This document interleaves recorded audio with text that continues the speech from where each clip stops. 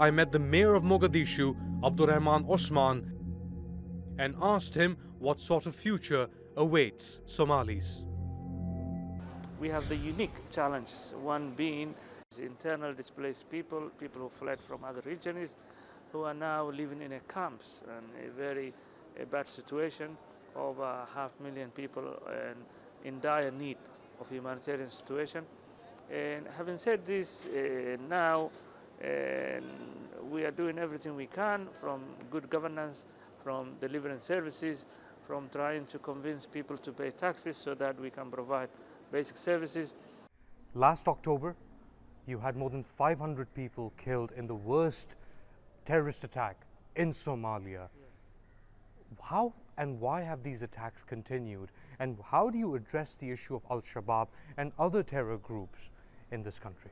And yes, it was very tragic, 14th of October 2017, when we lost around 600 people, the biggest terrorist attack in our soil.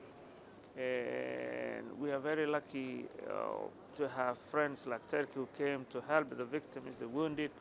And Somalis came together, really. That was how we can say it was desperation from a terrorist group. The physical scars are easier to repair. Buildings like this can be rebuilt. What about the emotional and psychological trauma that the Somali people have suffered? Absolutely. This is the key, and this is the things that outsiders difficult to understand. The trauma and the suffering of the people, and Somali people are resilient people from warlordism, terrorism, piracy, and clan conflict, and all that. At one point in this city, we have 50% of the population fleeing from the city to the outskirts because of the conflicts at the time.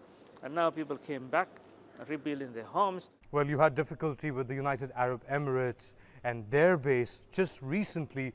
And while we were in Mogadishu, gunfights breaking out between different groups that were supporting the UAE, trained by the UAE as part of the National Army, and groups that opposed the United Arab Emirates. This is why the crisis in the Gulf affects us. Why? This is the issue. That's why we strategically located, and all these outside countries are trying to influence their way in to our people, because they understand that we are a country that coming together. So, but we are bright people.